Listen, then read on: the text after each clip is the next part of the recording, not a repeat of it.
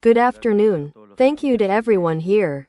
Thank you IAEF for the invitation and above all for allowing me to keep my word, which I said that if I were president, I would return. So in that sense, thank you all.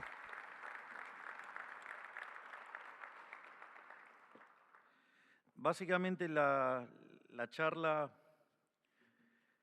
que tengo preparada es Basically, the talk I have prepared is what our model for dollarization is, which basically technically would be called endogenous dollarization. que el nombre básicamente técnicamente sería una dolarización endógena. In this sense, the talk will have three parts. The first part has to do with the nature of money, because it seems that some economists have essentially forgotten where money came from, how money came from. Esencialmente de dónde apareció el dinero, cómo apareció el dinero, cuáles son las funciones del dinero, porque esto tiene características What the functions of money are, because this has very strong characteristics and implications in terms of how one thinks about the existence of money and its incorporation into the economy. tenga cerrado esa cuestión de índole conceptual. La segunda parte de la charla Once I have closed that conceptual issue, the second part of the talk has to do with the inclusion of money within a general equilibrium model, how an economy works with this. detener en algo que se supone que los economistas deberían saber y no saben, y me consta. Que es el And there I will problema del also ancla focus nominal. on something that economists are supposed to know and do not know, and I know, which is the problem of the nominal anchor. El nivel de precios. Y In this finalmente, way, I will discuss different ways of anchoring the price level. And, finally, I will be addressing our concept of endogenous dollarization. para explicar, digamos, la cuestión de la dolarización endógena, Obviously, to explain the issue of endogenous dollarization, tiene que ver con la enorme tarea what has que to está do with llevando the a cabo, times, the steps and so on, has to do with the enormous task that Toto Caputo, Pablo Corneau, Santiago Basili and their entire team are carrying out, trabajando conmigo para sacar adelante a este país. which is a real luxury and an honor to be able to have such professionals working with me to move this country forward. Digamos, estaríamos en lo que se llama en una In economía this de trueque. sense, Ahora, if there la were no economía de money, trueque, digamos, we would be ustedes in what is derivan called a barter funciones de economy. demanda, pero hay algo que es muy importante porque esto tiene que ver con la Now, in the contaminación barter intelectual economy, que you generó derive el demand keynesianismo. functions. Porque básicamente But there is something that is very important because this has to do with the intellectual contamination that Keynesianism generated, because, basically, Keynes, no entendía cómo, digamos, la diferencia entre los modelos de equilibrio general y modelos who was not an economist and who had only taken a 6-month economics course with Alfred Marshall, did not understand the difference between general equilibrium models and partial equilibrium models. los libros los más nuevos son un poquito distintos. Basically, when you take a micro course, in the first micro course you take and when you start the first part of a micro course in general, the newer books are a little En different. general, esas curvas de demanda van a depender de todos The los texts, precios, but basically you start with the consumer theory and there you derive the demand curves. parcial, eso no es en equilibrio. In general, these demand curves are going to depend on all the prices and on income. But that is in partial equilibrium, that is not in general equilibrium. Extending this idea of putting income in the demand function in a general equilibrium model is a gross conceptual error.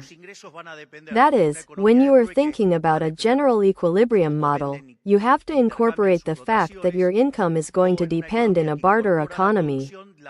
It is going to depend on how you sell and exchange your endowments, or in an economy that incorporates production, the possibility that you work, that is, that you sell your leisure in the labor market and in exchange you receive a salary.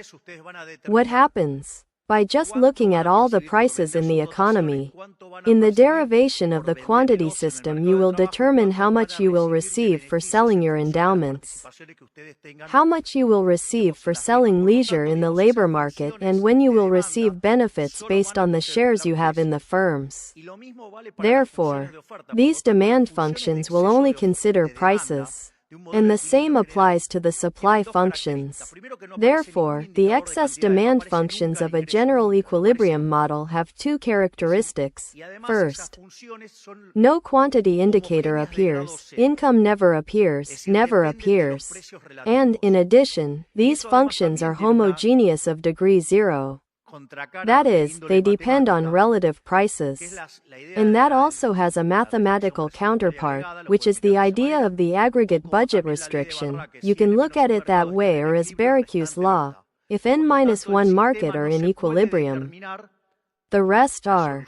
Therefore, the system cannot be determined. The solution, the equilibrium price vector, cannot be determined in absolute terms. Relative prices are determined.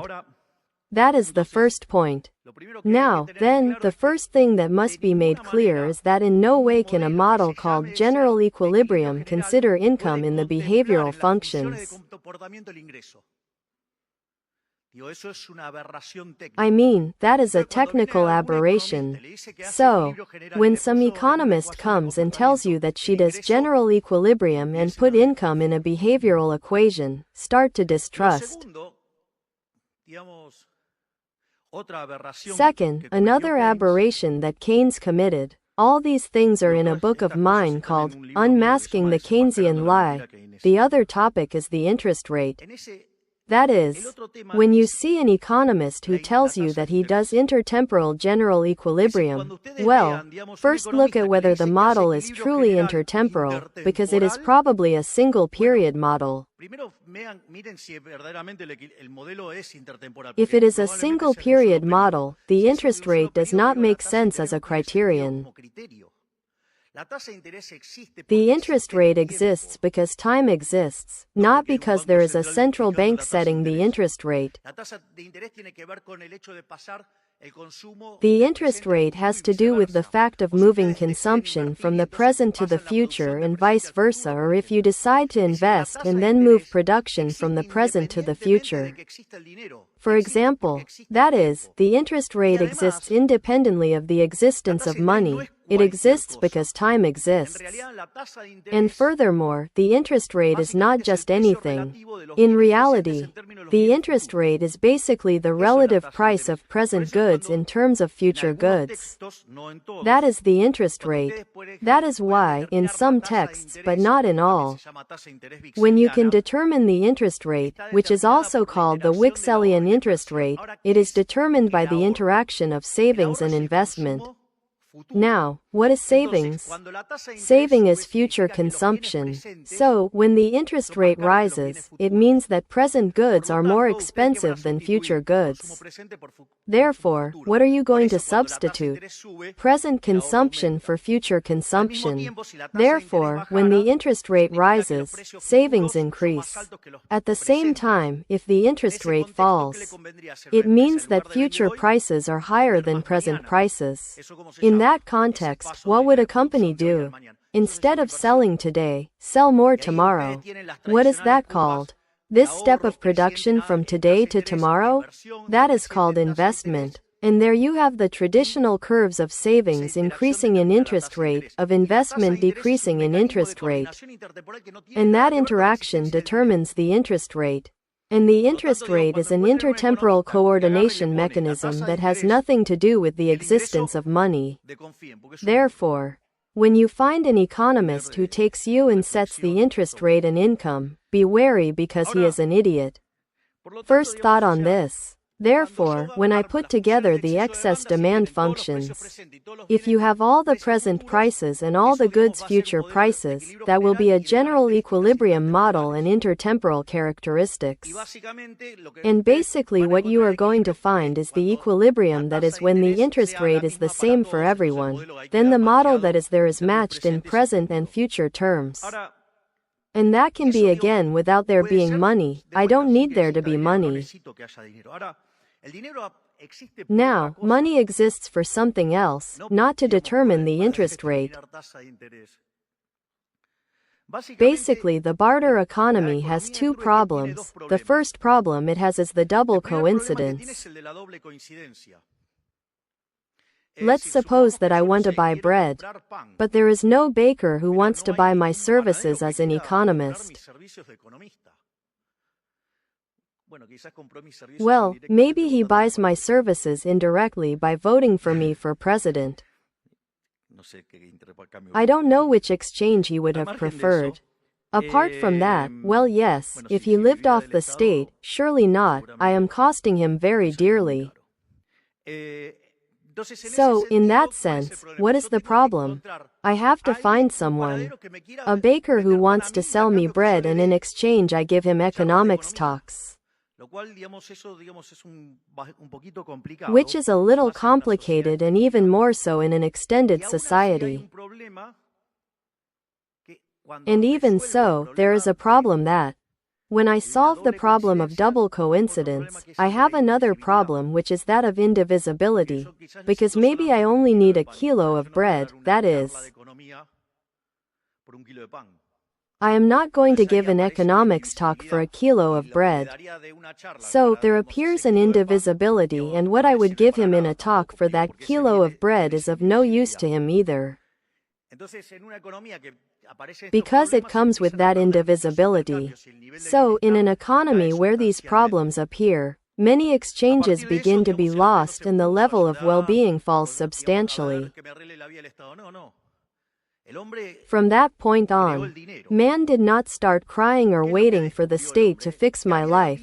No, man created money. What did man discover?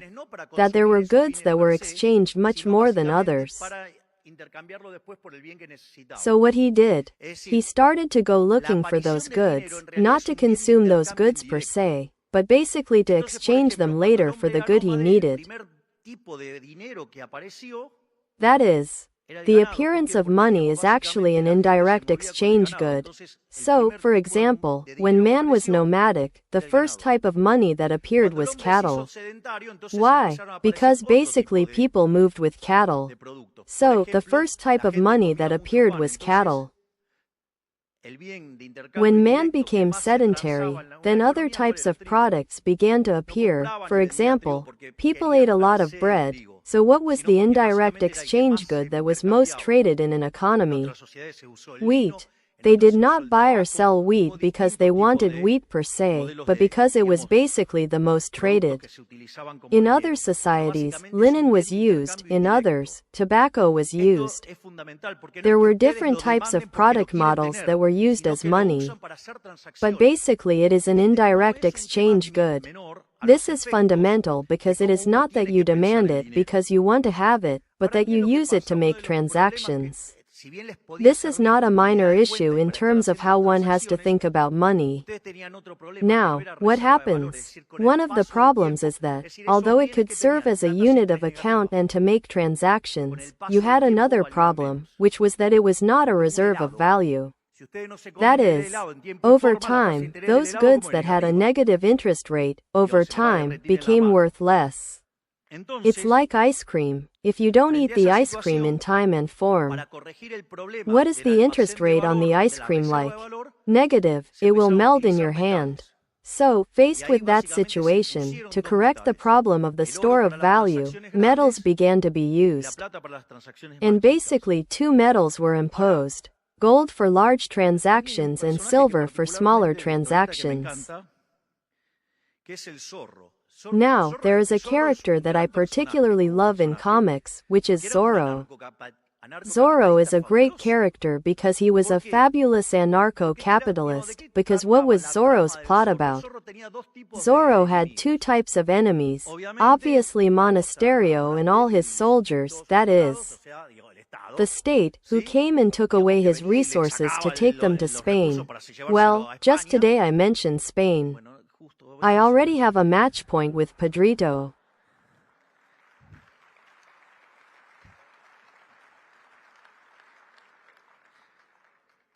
Igual ya lo tengo match point a Pedrito.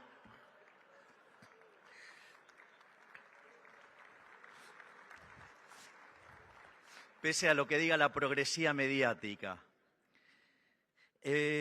Ese es el primer punto. Despite what the progressive media says. That is the first point, and the second point was the city. It was near the port, and so there were many thieves who robbed. Imagine that you were going to do an exchange. You had with you money, gold. Nothing is like wearing a label that said, rob me, rob me, rob me. So, he attacked you. Everything in El Zorro not only fought with the state thugs, but he also fought with whom? With the thieves. Because in reality, if the thieves won, what was the problem? There was less trade and, therefore, the quality of life went down. That is, the Hector-Olin worked perfectly there.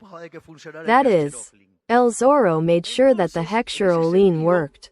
So, in that sense, basically what appeared then was it.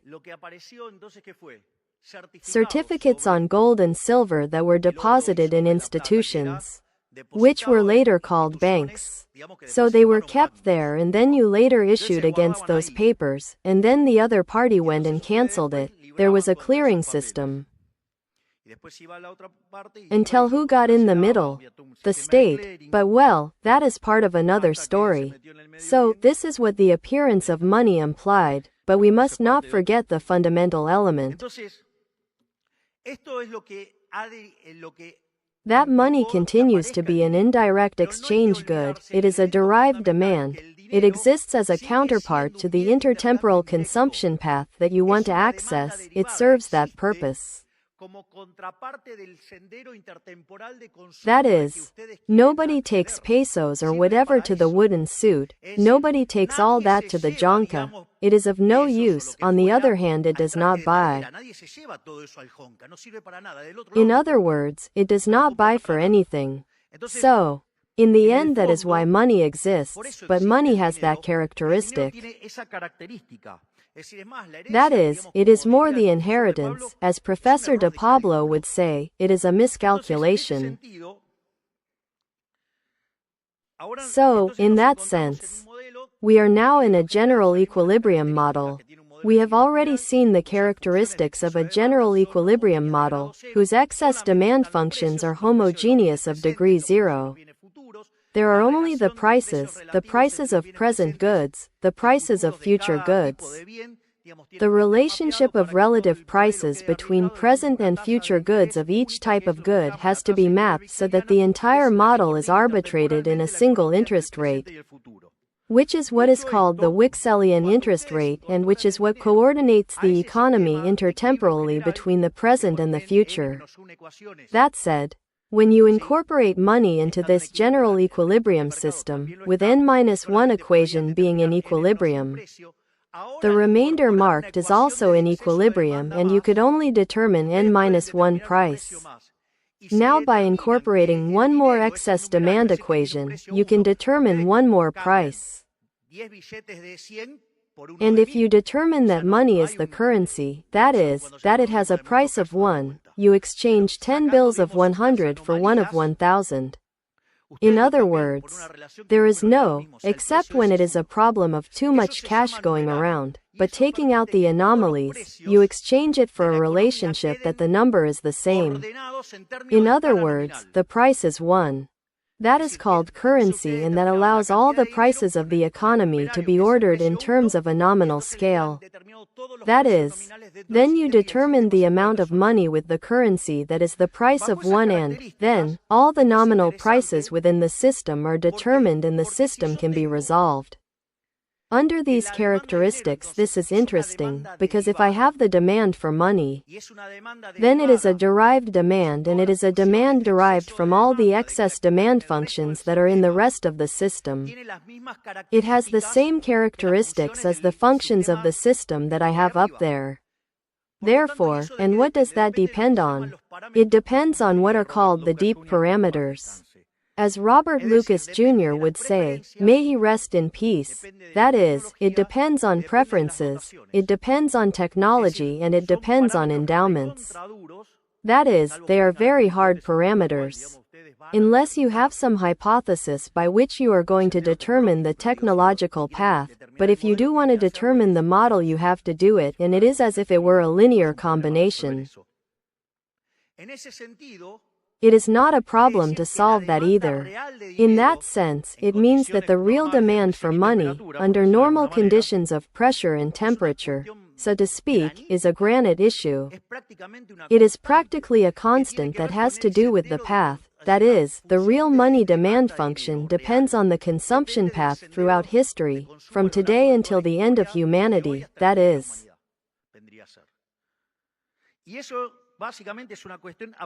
And that, basically, is an absolutely granite issue.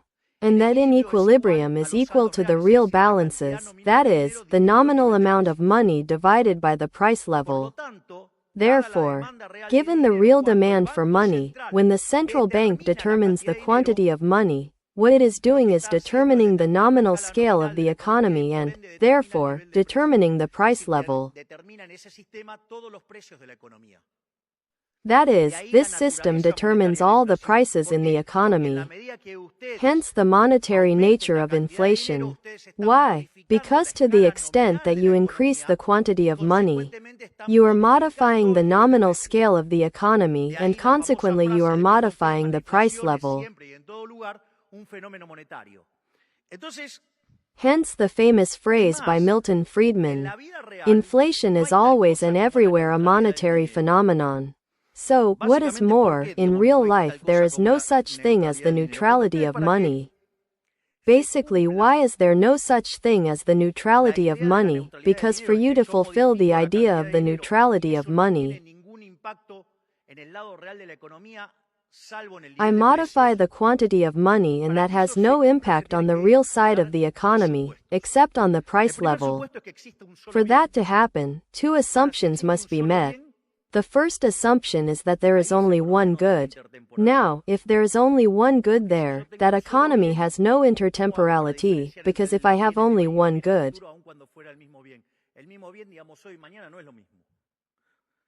how do I differentiate between today's goods and future goods even if it were the same good? The same good today or tomorrow is not the same. So, there I have that assumption.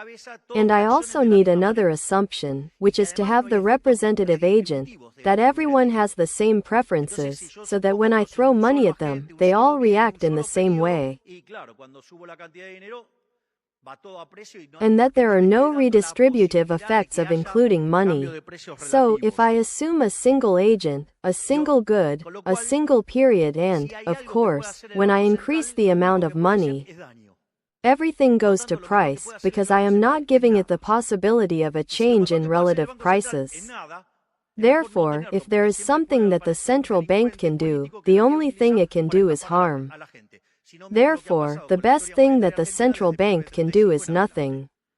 And if the best the central bank can do is nothing, it is better not to have it. Because a political criminal can always appear who wants to use it to scam people. If not, look at what has happened with the monetary history of Argentina since 1935 onwards. Therefore, what is important is what is called the Hume-Cantillon effect, which has to do with the way in which money enters the economy and how relative prices change in the meantime. This is a significant issue because if there is something that also gives me a huge annoyance, it is when they talk about the pass-through. In reality, inflation is always a monetary phenomenon everywhere, which is produced by an excessive money supply. When this excessive money supply is generated, either because the supply has increased or because the demand has fallen, or both things happen at the same time, money loses purchasing power, and all prices in monetary units rise. Now, what happens is that since the dollar is a financial asset, it rises first and then the other prices rise. The best expression of this, or the best explanation, is what is called the Hume-Cantillon effect, and this can be done and can be observed with the exchange rate, money and how they move. So, let's suppose, for example, a shock in which the demand for money falls. People now want to get rid of their money. How does the fall in the demand for money generally act in Argentina? I demand less money and I start to demand dollars. Then, the price of foreign currency rises, the price of the dollar, the exchange rate rises, I have a devaluation. Behind that, the price of tradables goes up. Behind that, wholesale prices go up, behind that, retail prices go up, and finally, wages go up. That is to say, in the middle, I generate a brutal redistribution of income in favor of the tradable sector and to the detriment of the non-tradable sector, further behind the queue of everything, which is work. Therefore, there is a pass-through, there is no pass-through, it is a problem of dynamics of how prices are adjusted. In other words, the analysis of the pass-through is an abuse of the use of mathematics.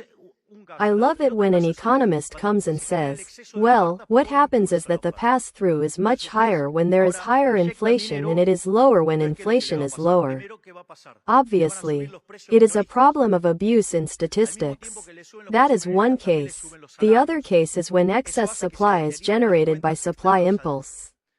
So, now you inject money, what will happen to you? First, retail prices will go up, and at the same time that retail prices go up, wages will also go up. That causes the external accounts to deteriorate and, at the same time, wholesale prices also go up. And after that you end up devaluing. That is, notice that they're the pass-through, so it works the other way around. How does it work? How do you explain it? Apart from that, imagine that you create a problem due to the excess supply of pesos and then after you devalue due to the excess supply of pesos, you say, well now I have to correct the real exchange rate. Because in reality looking at that number, what? I say this so that you can see the number of errors that are made analytically. So, now we go to the problem, now we enter the second part. Which is the problem of the nominal anchor? The nominal anchor basically has four ways of determining the nominal anchor. One is to set the amount of money. If I know that real balances, that is, the amount of money divided by the price level, is equal to the demand for real money, and that is a fixed number under normal conditions. The price level will be determined by the quotient between the amount of money and the demand for money. As I increase the amount of money, that will generate a higher price level. Now, if you also do this systematically, since you will be generating inflation permanently, that is what will make it even worse because then it will cause the nominal interest rate to now escalate with inflation, and that will force you to have, not only higher inflation, but also in the middle with the fall in the demand for money due to higher inflation you also have a jump in the price level. Therefore, in the end you have less real balances in the economy.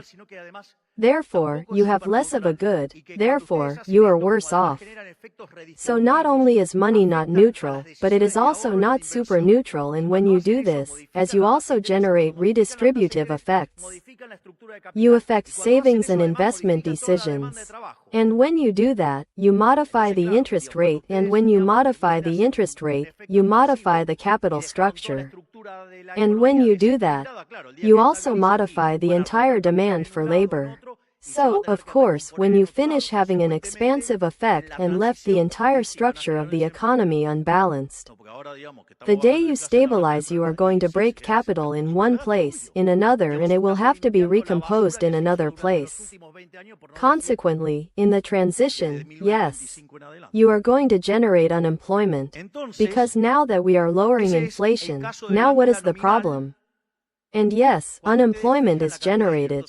And of course, obviously, if we are cleaning up the garbage that was made during the last 20 years, not to say from 1935 onwards. So, that is the case of the nominal anchor when you set the amount of money.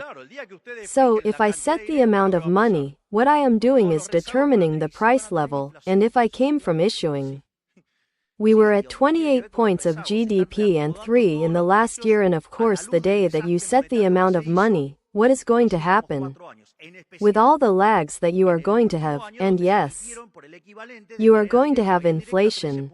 Yes, of course, and yes, because it has to do with the lags. All the prices are being readjusted in light of the monetary disaster that occurred in the last 4 years. Especially in the last year, where the equivalent of 13 points of GDP was issued directly and indirectly. Now, there is another way of anchoring the price level, which is by fixing the exchange rate, which is the one that has been most regularly used in Argentina. And, in fact, the most successful program in Argentine history was convertibility, which was basically anchoring the exchange rate. When you set the exchange rate, given that we are a small country, for now, embracing the ideas of freedom, we are going to make a big country again. But for now the assumption of a small country is valid, you are going to have the international price level given. Therefore, given the exchange rate, given the international prices, that determines the local price level. And, obviously, given those two things that are fixed, the local price level has to be fixed as well. And if I have the price level and the demand for money fixed, therefore, what is it that comes out by default? What is it that comes out endogenously? The amount of money. The amount of money within the economy is going to be determined basically by the demand for money. Therefore, the one who explains this best, the one who has the most clarity on this is Ariazu. One of the people who best understands this, because it is determined endogenously and, basically, only when you issue money against the demand for money is that not inflationary. Or at least it does not cause the money to lose purchasing power. These are ways of looking at it. For me, the problem is seigniorage. But beyond that, the point is that if you issue money against demand for money, you don't have inflation problems, so to speak. And that was seen very clearly during convertibility. Because you basically issued money against demand for money, and that allowed prices to drop quickly. The same now, after, well, yes, I'll do it now. There are differences between the program that we are doing and convertibility, because basically convertibility, it's true, lowered inflation faster than us, that's one point, I don't deny it. But basically some things happened in the middle. Before convertibility there were two hyperinflations, Alfonsin's more or less 5,000% wholesale. And Menem's after the Bunge and Born plan and the Ehrman plan. I don't know how many versions there were two hyperinflations. That's not minor, because that's what it does. It destroys monetary aggregates. So, or whatever scheme you set the exchange rate, what happens? You had a lot of demand for money going forward. So that dynamic of the demand for money was going to help you anchor the price level. Aside from the fact that you set the exchange rate, that is the first point. The second is one of the things that we are doing and it seems that many people are overlooking, which is that we are stabilizing without violating property rights. The work of Mr. Corneau, who is here, and the work of Mr. Basili, I don't know if he is, where did they leave Santiago? They are basically doing it without violating property rights. Because maybe you don't remember. You were kids, but there was something called the Bonex plan and, in fact, a bunch of lying econochantists kept saying that we were going to expropriate. And the most interesting thing is that it is taking us longer to stabilize, basically because we have decided not to expropriate. And we cannot determine when we will end this process. Because since it is a market process and the market is the decision of individuals, we depend on how individuals decide. Therefore, we cannot determine the speed of the day. What day will you open the exchange rate? I don't know. Because since we are making it a market, it is determined by the people, is that clear? And, in addition, we do not set any price, such as the exchange rate, and we do not call the businessmen so that they do not touch the prices. By the way, we do make a huge effort and Toto works enormously on that. Who goes and explains to everyone, hey, the nominal scale was not that, it is another one. And you, who nobody questions either that you believed that the nominal scale was going to be another. If there were beasts who said that the exchange rate was going to be 10,000, there was one who said, no, just because it is dollarized, it is going to be 7,000. I mean, where was the one who said that? As luckily, he got few votes and almost disappeared. He is one of the guys who has the most negative image, with the one who made the calculations. Do you know who it is who made the calculations?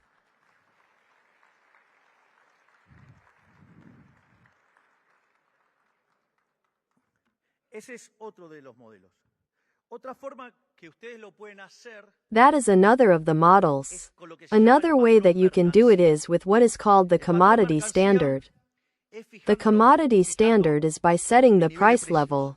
So, obviously by setting the price level, given the demand for money, obviously the money is endogenous to it. In Oliveira's methodology or terminology, it is called the commodity standard. This scheme serves to think if you have a dirigiste mind, and in that dirigiste mind you want to control prices.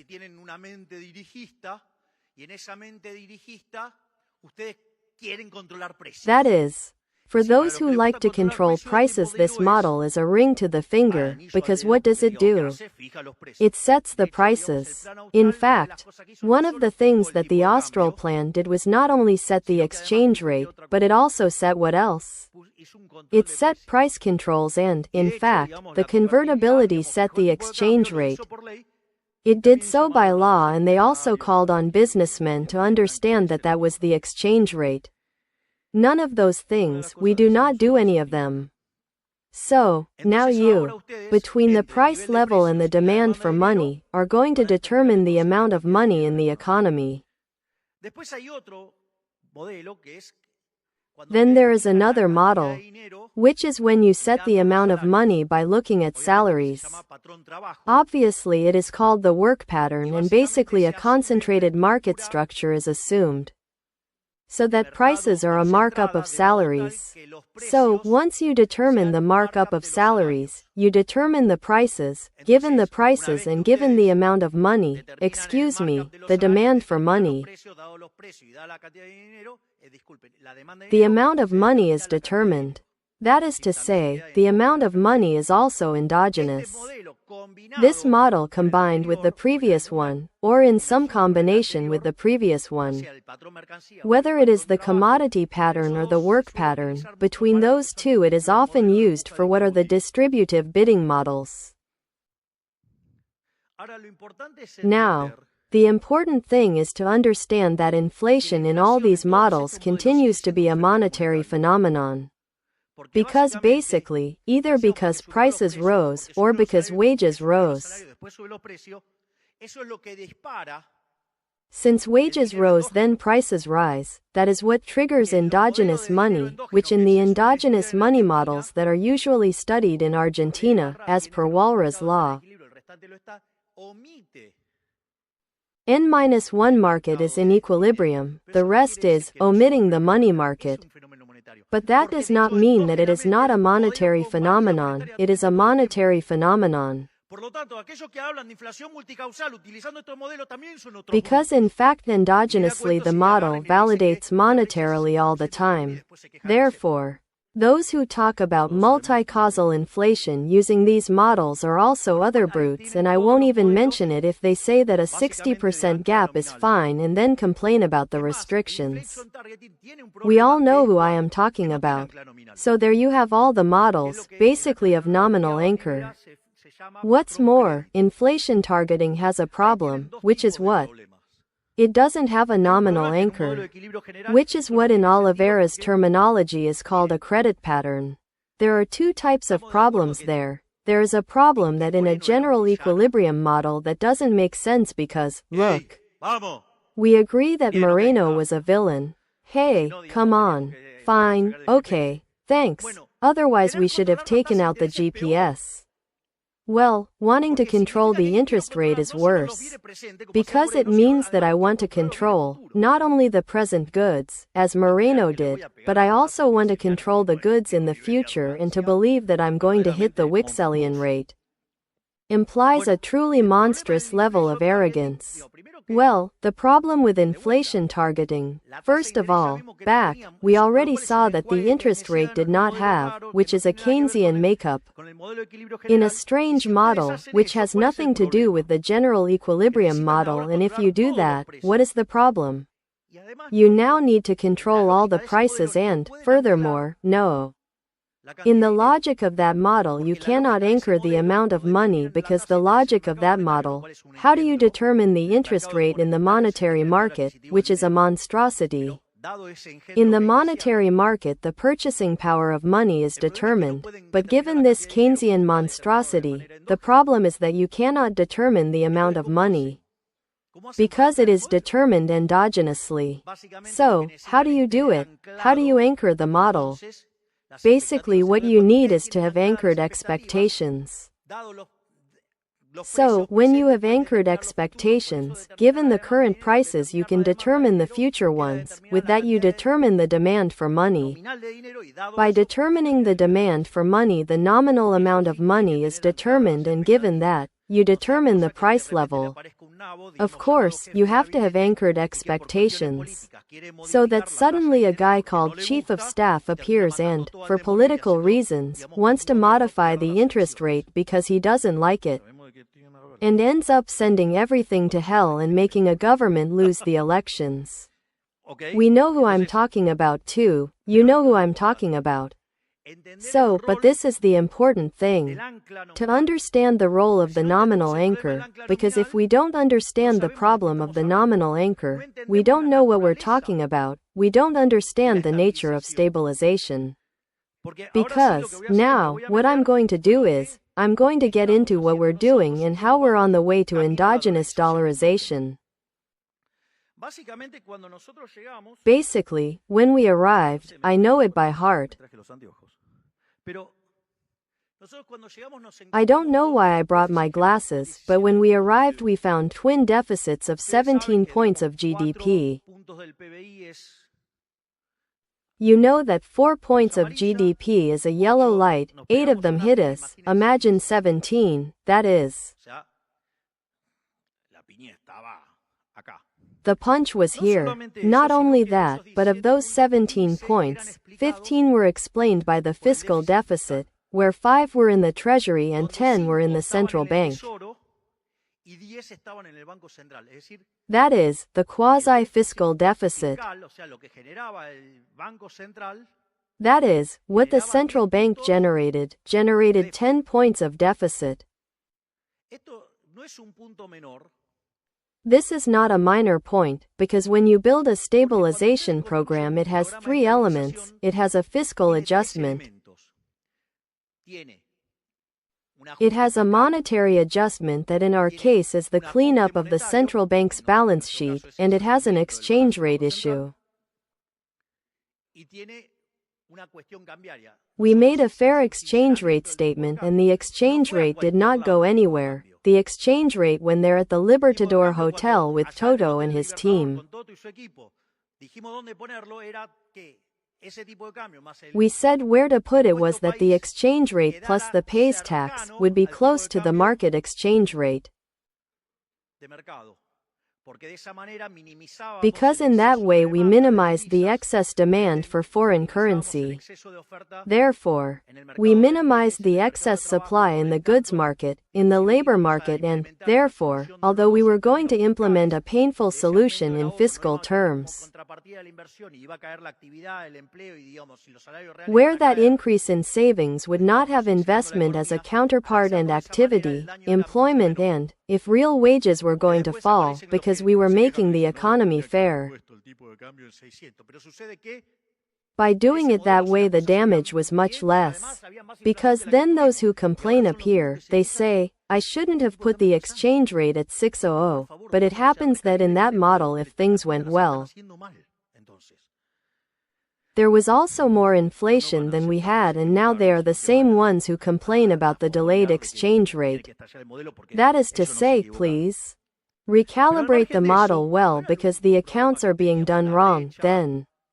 But they are not going to accept that they were wrong, but rather they are going to fan the flames that the model has to explode because they were not wrong. But apart from that, it was not the only problem we had, the gap. Then we had phenomenal stock problems. For example, we had debt maturities in pesos for the equivalent of $90,000 million. What a job you took on Corno, EH. Not only that, we had the problem of the CIRA, which were like $50,000 million. We had the problem of the trapped dividends. We had the problem of the remunerated liabilities, which the previous government so amicably. We had the LELIQs that were at 30, 60, 90, 120 and 180 days. It all happened in one day. Let me explain why it did it. Do you know why it did it? Because they believed that we were going to free up everything without looking at the stock problem. And if we freed up everything without looking at the stock problem, we were going to generate hyperinflation, and in January there was already another government. It was that easy. But we didn't give them the pleasure. We are finishing. Close to finishing May and we are still here and with inflation falling. So, that is basically what we found. So, on the fiscal level, what did we do? We moved to a zero deficit policy.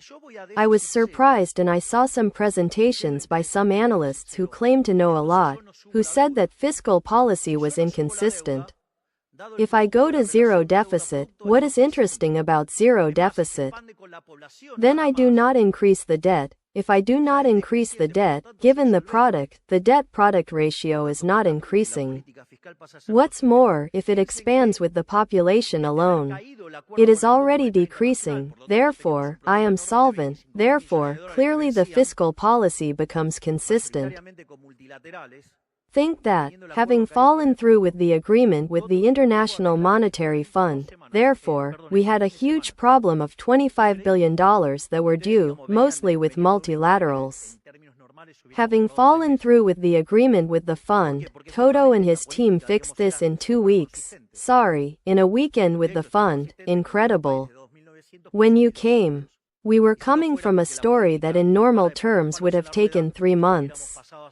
Why? Because this policy was super consistent. In fact, it is so consistent that the country risk went from 2,900 to 1,200, and if it weren't for the fact that politics never stops putting obstacles in the way, we would have already passed the 1,000-point barrier a while ago. But don't worry, because we are going to keep insisting. So at some point we are going to break that barrier and we are going to continue lowering the country risk. What's more, when we said that we were going to make this adjustment, everyone said it was impossible, that it couldn't be adjusted by more than 1 point, after which, not only, let's see, in the midst of desperation I let you know. I mean, we wanted to close the accounts and, well, we were aiming for 5 and we went a bit overboard. We adjusted 7 in the treasury. Well, now we are putting things back together. But in that dynamic fine-tuning is a bit complicated and fine-tuning is fine. In the Excel spreadsheet, in real life it is a bit more complex. But that which said that it was impossible to adjust more than 1 point per year, they found that in the first quarter we had adjusted 7 points. Not only that, but in the first month of management we had already generated a financial surplus. So, instead of accepting that they were wrong, nah, that's not a chainsaw. It's scissors plus a lot of blender. I mean, let's see, we cut the number of ministries by half, we cut public works because we don't believe in public works. We cut discretionary transfers to the provinces, we fired a huge number of public employees and every time the contracts are cancelled, more public employees are leaving. We cut a lot of social plans that were scams, or have you ever seen in your life the number of corruption cases that are reported by human capital? I warn you that we are the executive power. Therefore, now it is in the hands of justice, don't ask me. We found the scams, we reported them and now they are in the hands of justice. So, there was no chainsaw? There was a tremendous chainsaw and later I will explain something. When the blender is permanent, it is also a chainsaw. So, those who said that an adjustment of more than 1 point of GDP could not be made. So, now what do? No, because the problem now is the quality of the adjustment. Come on, you mediocre failure. You couldn't do it because you didn't have the means to do it. Instead, the Lord and I have decided to put in place what had to be put in place. Let's see if you think it's easy to put up with these spending maniacs, degenerates of public spending. Look, the only thing they're doing now is sending projects to Congress. For what? To break our fiscal balance. I'm warning you, in case you're interested, that any project they send from Congress that wants to break the coffers and blow this country up, I'm going to veto it. I don't give a damn. Obviously, they're going to do it for electoral purposes to try to undermine us electorally. But we're going to explain to the people what they're doing. Look how it backfired when they went with the issue of a noble cause of the universities, and then the people realized how a cause was prostituted with a lie and in which the entire political caste got involved. And the whole ghost train ended up in a photo. Principle of revelation. Apart from that, we are now exporting the principle of revelation and how well it works. So, the other thing that was very important in all this is the cleanup of the central bank. One of the things that the central bank recently published was the disaster that Kirchnerism caused in this last stage that it was in. That is, they broke the balance of the central bank by $45 billion, they broke it. It is not a minor issue to break the central bank. Because you remember someone who, the one with the gastronomic metaphor, saying that the central bank is bankrupt is not a joke. Because, then, if I have the central bank bankrupt, what is the problem? That to recompose what I have in assets, versus what I have in liabilities, I need the price level to rise. Why? To liquefy the liabilities. So, if I have a price level that liquefies the liabilities such that it makes my net worth reach zero, the more bankrupt I am, the higher the price level one need. So, if I compare today's price level with the future price level, what is the slope of that? Inflation. So, as I am rebuilding and cleaning up the central bank's balance sheet, the implicit price level, what is it like? It is much lower. Therefore, I am lowering the inflation rate. Mr. Bossoli, in charge of the central bank, has already rebuilt $25 billion, that is. Imagine the enormous work he is doing to kill inflation.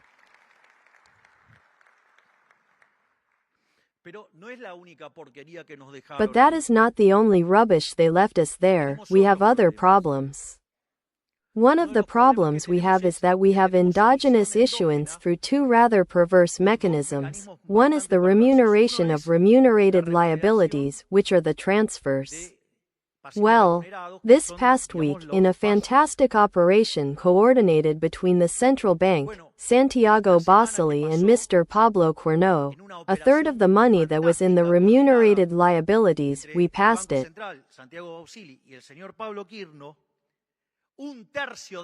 Basically, to depend on the Treasury. And why were we able to do it now? And because in the meantime we were generating confidence, we were generating fiscal results. In such a way that we were able to build a curve of pesos, and because now we have a curve of pesos, thanks to the enormous work of Mr. Pablo Cuerno, we were able to transfer a third of the remunerated ones. So, as we lower the interest rate and transfer remunerated ones from the central bank to the Treasury, in this way, we will end up eliminating one of the endogenous issuance mechanisms. The other mechanism is a perverse mechanism, which is that of the puts, where there is co-responsibility with the IMF. Because as they did not want to finance the Treasury, they preferred the credit risk of the central bank and invented that monster of the puts. So, when we finish with the remunerated ones, when we finish with the problem of the puts that we already have, we are on the right track, it will end and we will advance in the reform of the financial system. The issuance by the financial sector will end. Since we have fiscal financial balance, we do not need to issue money for the Treasury and, therefore, we are going to leave the exchange rate free and we will not issue any more. Once we have that situation, we are going to send a law to Congress where the issuance of money is considered a crime. A crime like a crime against humanity, it will be an imprescriptible crime. So, if we issue money, the president of the central bank, the entire board of directors, the president of the nation, the minister of economy, and deputies and senators will go to jail. That is, all those who work to issue money will all go to jail. You can tell me, well, but if they broke the convertibility law and stole $14 billion from the Argentines at that very moment, which in today's money must be around 20-something thousand, why wouldn't they do it again? Well, because it will be considered a crime against humanity. It will have the same characteristics. So, yes, a government will come and do it, but then another one can come back and put them all in jail for doing that, which will make things quite complicated for them. That is, they will end up in jail. But not only that, but there is also an additional issue. Now I am going to have a fixed amount of pesos, and remember that I said that the demand for money is a demand derived from the intertemporal consumption path. In order to permanently increase the consumption path, you need to have a permanent increase in income. So far we are going. Therefore, as we recompose economic growth in the economy, and there are reasons to explain this, basically, first, because we are beginning to rebound, because wages in real terms either equal or beat inflation. And in terms of food it is winning by a landslide, because food inflation is very low. Second, because after 20 years of wild populism, punishing capital, they ate up capital. By eating away at capital, the value of the marginal product of capital, which in financial terms you want to beat from the cash flow of the firm, or if you want given a whack, the cash flow of the firm is positive and very large, given all the capital that they ate. What happens? That will generate investment, even if we did not make the reforms. And as if all this were not enough, there were 15 points of GDP that the state was sucking up, generating crowding out, and now there will be what? We give it back to the people. Think that we assumed discussing hyperinflation, because in fact the wholesale inflation in December was 54%, and that means annualized 17,000. Which, by the way, the last data was 3.4, and if you take other indicators of the wholesale price system, they are below 3. Therefore, the stabilization process is working very well. That's funny, they say, there is no stabilization plan. And why is inflation going down, by any chance? I mean, I ask, because it has to be lowered from 54 to 3, but apart from that, what's important? That 15 points of savings will return to finance investment. And, then, from discussing hyperinflation, today we are discussing that mortgage credit is coming back. That is, the dream of owning a house is coming back. Young people could not think about having a car, and now they think they can have their own house. It's interesting, all in 5 months. So, in that context, what we are going to have is that the amount of money in pesos is fixed. But, what happens? If I generate economic growth and if I introduce structural reforms, we are going to grow much more, which, if Congress doesn't take it away from me now, I don't care, I'm going to try again. And I'm going to try as many times as I can, and if they don't let it pass, the beating we're going to give them in the elections next year is going to make the composition of Congress change, and we'll be able to pass the entire reform. Because up to now, look, the biggest reform was Menem's. The basis law is, as it is in Congress today, 5 times bigger, and not only that, but we also have the 300 reforms of the DNU, so we're 8 times bigger. I'll tell you something, we still have 3,200 reforms pending. And you know what? We're going to do them. Sooner or later, we're going to do them. I don't care how much will they have to block dirty politics, I don't care. We're going to do it. We're not going to stop until Argentina is the country with the most freedom in the world. Yes, we're going to do it. Therefore, to the extent that the economy grows permanently, and that implies a permanent increase in consumption, the downside is that the demand for money will increase. So what is the problem I have now if I fix the amount of money? It is that since I have a flexible exchange rate, the currency is going to appreciate. But also something else that can happen and will happen. How do you solve the increase in demand for money and convertibility? People would go and sell dollars to the central bank, and thus they would inject pesos. In fact, we were talking about that endogenous mechanism. Well, but now we are going to issue them. So what do? We are going to allow competition of currencies. So let's suppose, just to make it easy now, that the dollar can be used and we allow the dollar to be used as another currency. As the demand for money increases, the only way to monetize the economy is with individuals putting dollars into the economy. So what is going to happen? You are going to find yourself in a situation where the pesos are fixed and an economy that grows has more and more dollars, and it has more and more dollars.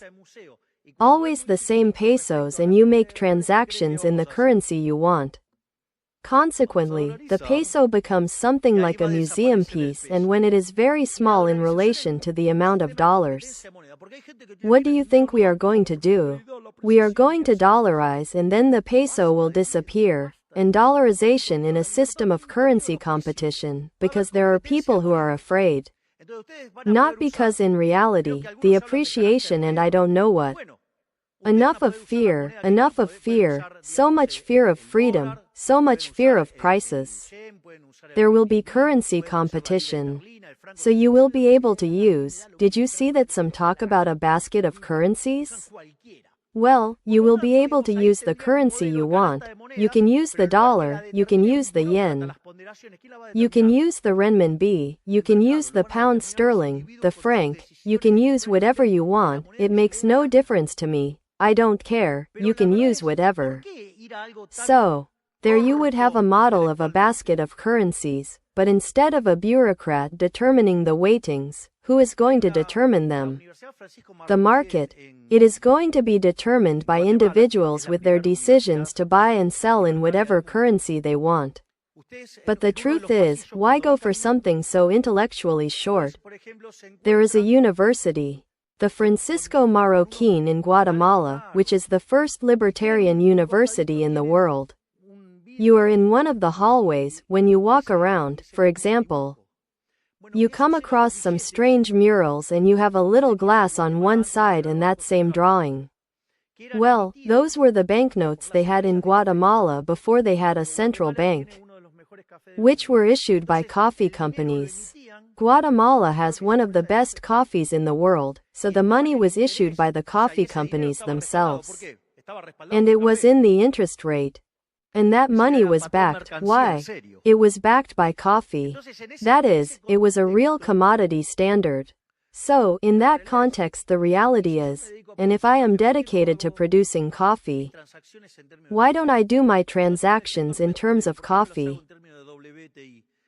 If I am in the oil sector, why don't I do them in terms of WTI?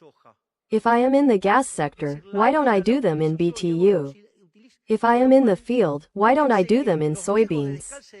That is to say, I use the currency and I make use of it, so look at how the risks of currency mismatch are going to plummet. You are going to be able to be matched as much as you want.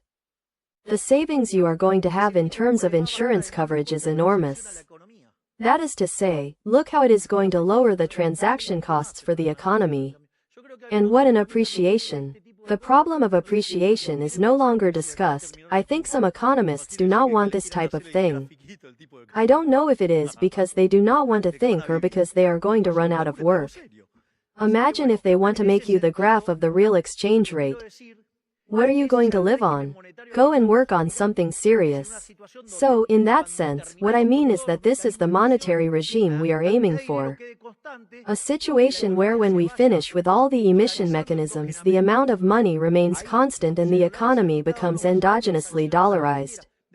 Then it becomes dollarized and everyone will make the transactions they want. Then the government will be given a currency in which the government is paid. I don't know. The dollar and the problem is over. The problem is over, and if you have dollars, you collect dollars, you pay in dollars. What is the problem? Do you do it in another currency? Well, since there is free competition in currency and you convert them as you want, you take it, you change what you need to pay taxes and that's it. What is the problem? It wasn't that complex. And in this way we will not only achieve stabilizing the economy, which is what we are doing, but some people say, but he said he was going to do it instantly. Now, it is incredible that now they tell me that I said I was going to do it instantly, and when I explained to them during the campaign that it took time, they said, "Ah, Javier delay." Crazy. The level of gadaflorismo that there is here and of intellectual dishonesty is tremendous. So, to the extent that we clean up the central bank, we will be able to go to this regime of zero emission, and with the competition of currencies this thing will begin to happen that the peso loses relative weight within that and there, automatically. We dollarize, we end inflation forever, we take the knife away from the killer monkey that is politics.